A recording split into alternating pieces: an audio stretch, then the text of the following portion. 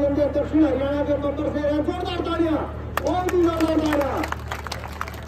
सभी साथी जाना होता है, कुर्सियों पर बैठ गए और पीछे साथी बैठे हैं, पंडाल पीछे जो साथी बैठे हैं उनसे भी मेरा विशेष आग्रह है कि वो भी पंडाल में आकर अपना स्थान ग्रहण करें।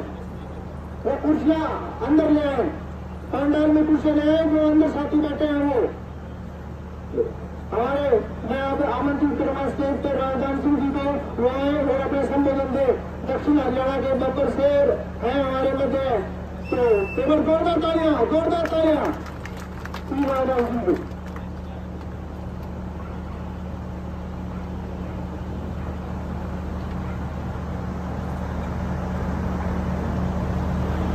मंचा सिंह, हमारे भाई रविंद्र जी,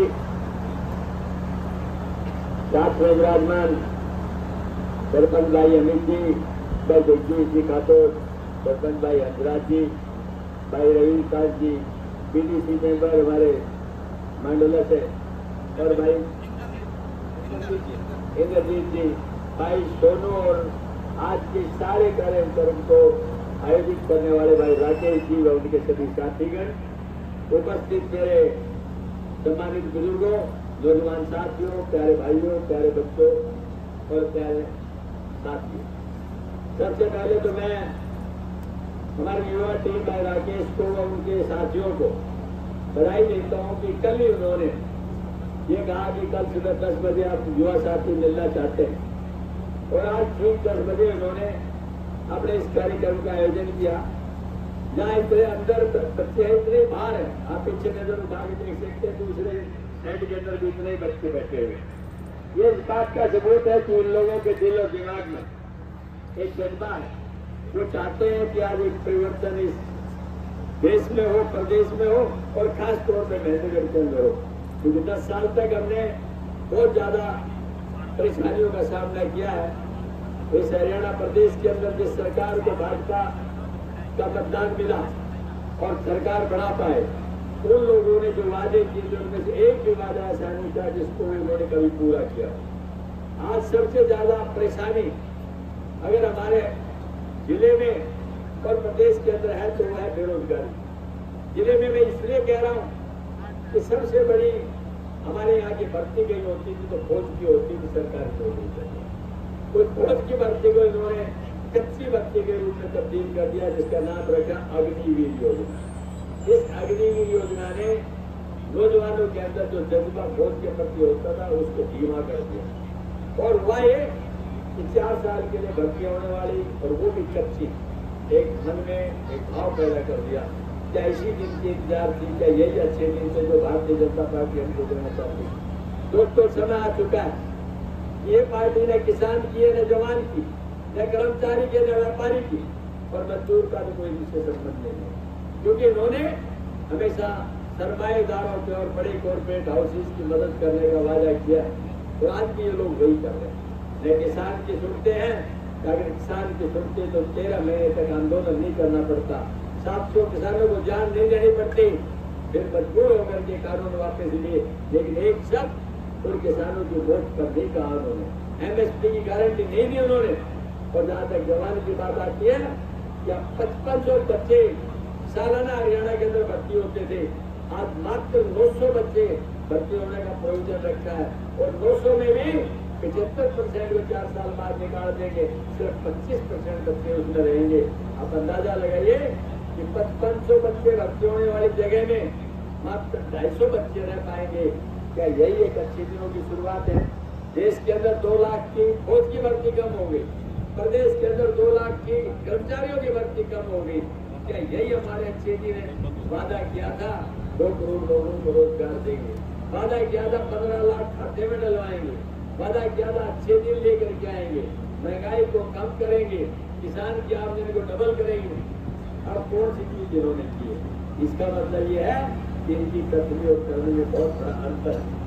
आज समय आ चुका है कि आपको और हमको एक बड़ी सोच के साथ निर्णायक फैसला लेना पड़ेगा कि यही सरकार 10 साल रही, अगर इस तरह की सरकार को फिर कोई मौका देता है तो ये प्रदेश तबाही की तरफ चला जाएगा, नौजवानों का भविष्य खत्म हो जाएगा। और जहाँ तक किसान और जवान की बात है, उसका तो अस्तित्व मानने के दम नहीं रहेगा। ये मैं आपसे कहना चाहता हूँ। आप सबसे समझदार हैं और यहाँ जो मैं जज्बात देख रहा हूँ नौजवानों के अंदर, वो वाक्य में काबिले तारीफ है। इन्होंने अपने सामने बेरोजगारी को देखा। एक समय था कांग्रेस के टाइम पे जब हरियाणा रोजगार में एक नंबर था, सरकारी और औद्योगिक। आज औद्योगिक नाम चीज नहीं है, क्योंकि 10 सालों में 4 बड़े उद्योग आने की बजाय यहाँ से उठ करके और आपके गुजरात चले गए, जिनमें पहला मारुति का एक प्लांट गया, दूसरा होंडा का एक प्लांट गया, तीसरा हीरो का एक प्लांट गया और तीसरा मारुति की सुजुकी मोटरसाइकिल का एक प्लांट गया। यानी आने की बजाय जाने का काम रहा। तो क्या यही अच्छे क्षेत्रों की डिमांड थी? हमारे बच्चों को रोजगार कहाँ से देगा? सरकारी नौकरी है नहीं, प्राइवेट उद्योग था, उसको उठा के आपने पार्शियली ट्रांसफर कर दिया। नई इन्वेस्टमेंट कोई आई नहीं। मुझे ये सोच के बता दें, कोई नया रोड 152 को छोड़ के गए, उसमें भी उसके टोल से रिकवरी हो रही है। सरकार का उसके अंदर कुछ भी नहीं है। ये जो आपने 148 की बनाया, ये तो 2008 का है, जिसके जमीन का अधिग्रहण कांग्रेस ने किया, जिसके एनजीटी की परमिशन कांग्रेस ने दी, जिसके पोल शिफ्ट करने की परमिशन कांग्रेस ने दी। ये तो डिले इसलिए क्या कि इन्होंने उसको कंस्ट्रक्ट नहीं करना था। 8 बार विधानसभा को उठाने के बाद इस रोड की कंस्ट्रक्शन हुई है। अगर ये रोड पहले बन जाता तो मैं समझता हूँ IMP बुढ़ाना के अंदर मारुति का प्लांट आता, गुजरात जाने की जरूरत नहीं थी। आज भी मैं एक बात कहना चाहता हूँ, आज भी एक बात कहना चाहता हूँ, फिर वक्त आ रहा है। भगवान ने चाहा तो IMP बुढ़ाना हम ला करके रहेंगे, ताकि यहाँ पर औद्योगिक विकास को, नौजवान बच्चों को रोजगार मिल सके। एक रोड पर पुल महेंद्रगढ़ से मानेसर, आप जब गुड़गांव जाते हैं तो कनीना से राइट मुड़ करके रेवाड़ी में फिर वापस रायगढ़ आते हैं। ये रास्ता सीधा निकाला था, जिससे 42 किलोमीटर का रास्ता दिल्ली और महेंद्रगढ़ के बीच का कम हो जाता है। ये बहुत बड़ा एरिया है जो कम होता है, जिसमें समय की कमी होगी। सीधा 6 लेन रोड हाईवे होगा, जैसे कि D152 है।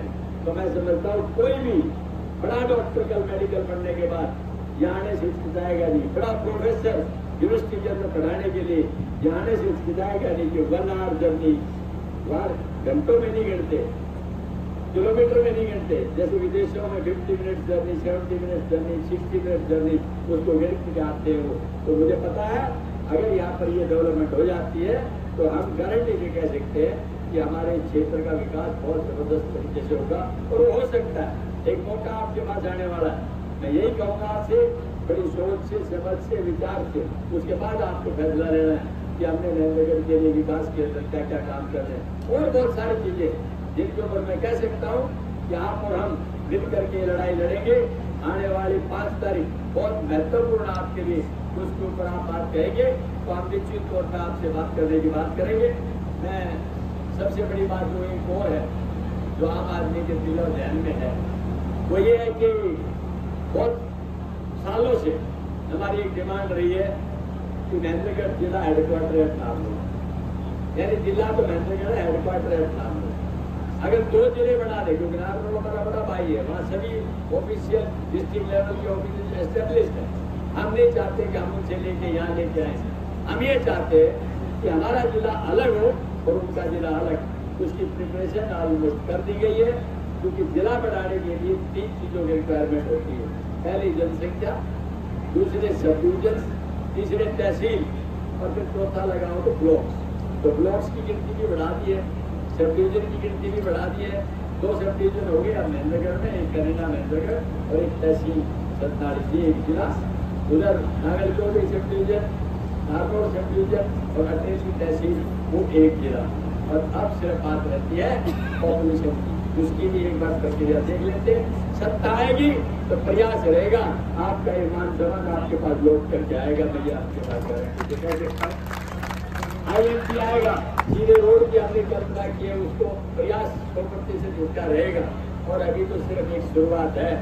एक बार वहां भेजो, उसके बाद सत्ता आने दो, एक बार वहां भेजो और उसके बाद यहाँ आने दो। उसके बाद मैं बताऊंगा कितने भारी बहुमत से आप जिता के भेजेंगे, उतने ही भारी ताकत के साथ आपके पास आएंगे। ये मैं आपको इस बात कहना चाहता हूँ। दूसरी बात, भाई साहब जब मैं गांव में जा रहा हूँ तो भाई बहुत सारे लोग कह नेता जी बुढ़ान बोला हम वोट तो तेरे को देंगे लेकिन हमारा वोट की गिनती हो रही। तो मैं एक बात कहना चाहता हूँ, मेरे को वोट दे रहे हो, तुम दे रहे हो, इस आदमी सर्टिफिकेट क्यों है? बोले कोई आदमी कहने वोट नहीं दिया इसने। तो भाई सीधा संपर्क है मेरा, बिचौले की जरूरत नहीं है। मैं आपसे 1 to 1 बात करना चाहता हूँ, दूसरी किसी की बात नहीं है। सारे भाइयों से कहना चाहता हूँ, कहीं भी कोई कॉम्प्लेक्स मत रखना, मेरे से सीधा संपर्क है।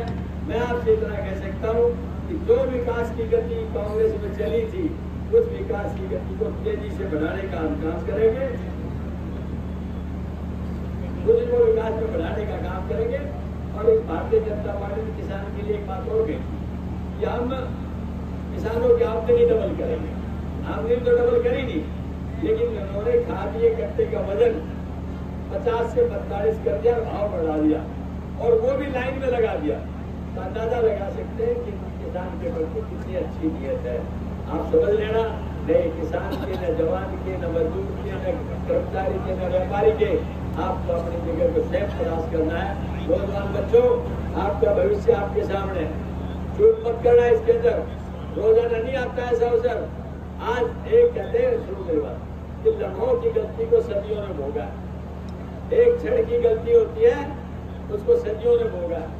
मैं तो जब आपको बताना चाहता हूँ, मैं तो राहुल गांधी जी यात्रा पे चले थे तो मैंने सबसे पहले वहां मंच संचालन किया और मैंने उनको एक ही बात की कि राहुल जी डगर कठिन है लेकिन हिम्मत मत हारना। और मैंने कहा था मैं जिस दिन से चला हूँ मेरी मंजिल पे नजर है, मेरी आंखों ने कभी मील का पत्थर नहीं देखा।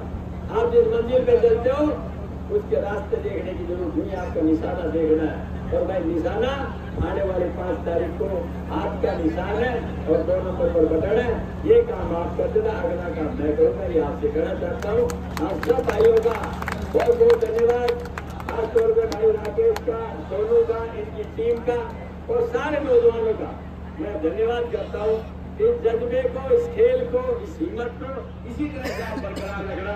आप सबका एक मिनट, आप सबका धन्यवाद। जो हमारे आज कांग्रेस में शामिल हुए हैं, मैं उनको विश्वास दिलाता हूँ उनके मान सम्मान में कोई कमी नहीं आएगी और उनको मान सम्मान में हम प्रयास करेंगे कि औरों से भी 21 रहेगा, 19 आपका नहीं रहेगा। ये मैं आपसे कहना चाहता हूँ। और हम चाहते हैं कि 1-11 होकर के लड़ाई लड़े। जय हिंद। एक भाई साहब ये कह रहे हैं कि खाने की व्यवस्था